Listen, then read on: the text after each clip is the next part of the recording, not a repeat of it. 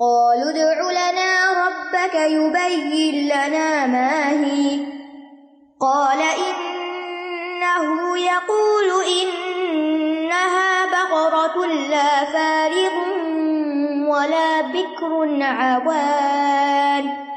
ولا بكر عوان بين ذلك فافعلوا ما تؤمرون۔ انہوں نے کہا اے موسیٰ اپنے رب سے ہمارے لیے دعا کرو کہ وہ ہمارے لیے واضح کر دے کہ وہ گائے کس طرح کی ہو۔ کہا بے شک وہ فرماتا ہے کہ وہ گائے نہ تو بڑھیا ہو اور نہ بچیا، ان دونوں کے درمیان کی ہو، تو تم ویسا ہی کرو جو تم حکم دیے جاتے ہو۔ اب بات یہ تھی کہ بنی اسرائیل کے دلوں میں گائے کا جو تقدس تھا اس کی وجہ سے وہ گائے کی ذبح کرنے پر آمادہ ہی نہیں تھے، راضی ہی نہیں تھے، اگرچہ ان کے لیے اس میں مسئلے کا حل تھا لیکن وہ کرنا نہیں چاہتے تھے، اور دوسری طرف موسیٰ علیہ السلام کے حکم سے انکار بھی نہیں کر سکتے تھے، اس لیے انہوں نے پے در پے سوال کیے، اور ان سوالوں کا مقصد اس کے سوا کچھ نہیں تھا کہ کسی طرح جان چھوٹ جائے، مگر وہ جتنے سوال کرتے گئے اتنا ہی پھنستے گئے، اتنا ہی ان کے لیے مشکل ہوتی گئی۔ مثال کے طور پر اگر آپ سے کوئی کہے کہ ذرا پانی لا دو، تو وہ آگے سے کہے کہ اچھا ٹھنڈا لاؤ کہ گرم لاؤ، اگر آپ کہیں ٹھنڈا لاؤ تو کیا برف بیچ میں ہونی چاہیے یا خالی فریج کا ہی ٹھیک ہے؟ تو آپ کہنے کہ برف ڈالنے کی ضرورت نہیں، اچھا میٹھا ہونا چاہیے یا نمکین ہونا چاہیے، یعنی سوال پہ سوال، سوال پہ سوال، ان سوالوں کی ضرورت نہیں ہے، پانی ہے بس، پانی جو ہوتا ہے نارمل گھر میں بس لے آؤ۔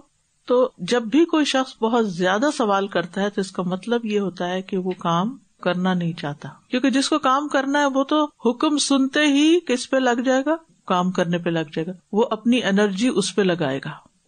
قالوا ادع لنا ربک یبین لنا ما ہی، انہوں نے کہا، کس نے؟ بنی اسرائیل نے، ادع لنا، پھر وہی انداز، اپنے رب سے دعا کرو، اپنے رب کو پکارو، وہ تم کو بتائے اور پھر آ کے ہمیں تم واضح کرنا۔ یبین لنا ما ہی، ما ہی کیفیت کے لیے، اس کی صفت نہیں پوچھ رہے، اس کی کیفیت پوچھ رہے ہیں۔ تو حکم واضح ہونے کے باوجود انہوں نے سوال کیا، ان کو پتا تھا گائے کیا ہوتی ہے اور کہا بھی گیا تھا کہ کوئی بھی گائے ذبح کر دو، تو معاملہ یہی ختم ہو جانا چاہیے تھا، لیکن انہوں نے نہیں کیا۔ اور یہاں آپ دیکھیں کہ ایک تکبر کا بھی اظہار ہوتا ہے نا، ادع لنا، جاؤ تم پوچھ کے آؤ۔ یہ عام طور پر بڑے چھوٹوں کو اس طرح کی بات کرتے ہیں، جاؤ باہر دیکھ کے آؤ کون آیا، جاؤ یہ کرو، جاؤ وہ کرو۔ ادع لنا ربک، اور ربنا نہیں کہا بلکہ ربک، یا یہ نہیں کہا ادع اللہ۔ قال انہ یقول، سوچیے ذرا موسیٰ علیہ السلام کی پوزیشن، یہ سوال سن کے، اور کتنا بچگانا سا سوال ہے، اور موسیٰ علیہ السلام کو تو یہ فکر تھی نا کہ اللہ نے حکم دے دیا، اب یہ کام کرنا ہے، اب ان کے سوال جو بھی ہیں کام تو کرنا ہے، یعنی ان کا کام کیا تھا کہ اس حکم کو پورا کروانا۔ تو گئے، اللہ تعالیٰ سے دعا کی، اللہ تعالیٰ نے ان کو پھر جواب دیا۔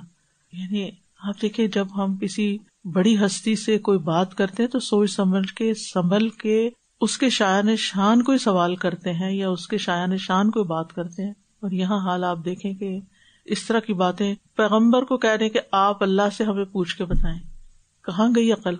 قال انہ یقول، فرمایا کہ اللہ تعالیٰ فرماتے ہیں، انہا بقرۃ، کہ وہ ایک گائے ہے، بقرۃ ہے، لا فارض ولا بکر، نہ فارض ہے نہ بکر ہے۔ فارض کہتے ہیں بڑی عمر کی، فارض کا لفظ فرض سے ہے، فرض کہتے ہیں قطع، یعنی جو عمر کاٹ چکی ہے، لمبی عمر گزار چکی ہے، تو وہ بہت بوڑھی نہ ہو، لمبی عمر گزاری ہوئی نہ ہو۔ ولا بکر، اور بکر کہتے ہیں کماری کو، یعنی جس نے ابھی کوئی بچہ نہیں جنم دیا۔ اوان بین ذالک، درمیانی ہو، یعنی نہ بڑی ہو نہ چھوٹی، یعنی ان دونوں کے درمیانی عمر کی ہو۔ فَفْعَلُوا مَا تُؤْمَرُونَ، جو تمہیں کہا جا رہا ہے وہ کر لو، یعنی یہ سوال جواب چھوڑو، تکلفات مت کرو، بہت ڈیٹیلز مت پوچھو، کرنے والا کام کرو۔ تو اس آیت سے کیا پتا چلتا ہے کہ بنی اسرائیل کے اندر ادب نہیں تھا، نہ پیغمبر کا، نہ اللہ تعالی کا، نہ دین کا، نہ سوال کرنے کا، نہ ہی کسی بات کی وضاحت طلب کرنے کا۔ تو یہ جو کہا گیا نا فَفْعَلُوا مَا تُؤْمَرُونَ، یہ باتیں چھوڑو، جو حکم ملا وہ کر لو، یعنی یہ ایک تاکید تھی، تاکیدی حکم ہے، لیکن انہوں نے اس پر بھی عمل نہیں کیا۔ ایمان والوں کے لیے کیا حکم ہے کہ جب کوئی حکم آ جائے تو پھر کیا کریں؟ ہاں، ان یقولوا سمعنا واطعنا واولئک هم المفلحون، سورۃ النور میں آتا ہے کہ وہ کیا کہا کرے، ہم نے سنا، ہم نے اطاعت کی، اور یہی لوگ کامیاب ہونے والے ہیں۔ عبداللہ بن رواحہ کہتے ہیں کہ وہ ایک سفر میں رسول اللہ صلی اللہ علیہ وسلم کے ساتھ تھے، آپ نے فرمایا، اے ابن رواحہ نیچے اترو اور سواریوں کو بگاؤ، کسی اوپر والی جگہ پر ہوں گے. انہوں نے کہا کہ اللہ کے رسول صلی اللہ علیہ وسلم میں تو یہ کام چھوڑ چکا ہوں. یہ سن کر عمر رضی اللہ عنہ نے کہا سنو اور اطاعت کرو. یعنی یہ کیا بات کر رہے ہو، یعنی کہ ایسے ہی نبی صلی اللہ علیہ وسلم نے تمہیں یہ کام کہا ہے. تو انہوں نے اپنے آپ کو نیچے گرا دیا، پھینک دیا، فوراً چھلانگ لگائی اور کہا اے اللہ اگر تو نہ ہوتا تو ہم ہدایت نہ پاتے، نہ ہم صدقہ کرتے، نہ ہم نماز پڑھتے. ہم پر سکینت نازل کر دے اور جب دشمنوں سے سامنا ہو تو ثابت قدمی عطا کرتے. یعنی کس طرح صحابہ کرام حکم سنتے ہی فوراً عمل کیا کرتے تھے، اور کبھی ناسمجھی میں کوئی ایسا جواب دیا بھی تو دوسرے فوراً تنبیہ کرتے تھے کہ تم کر کیا رہے. یہی امر بالمعروف اور نہی عن المنکر ہوتا ہے. مثلاً اگر ہمارا کوئی ساتھی ہمارے سامنے کوئی غلط کام کر رہا ہے تو ہمیں اس کو وہاں روکنا چاہیے کہ نہیں ایسے نہیں ایسے.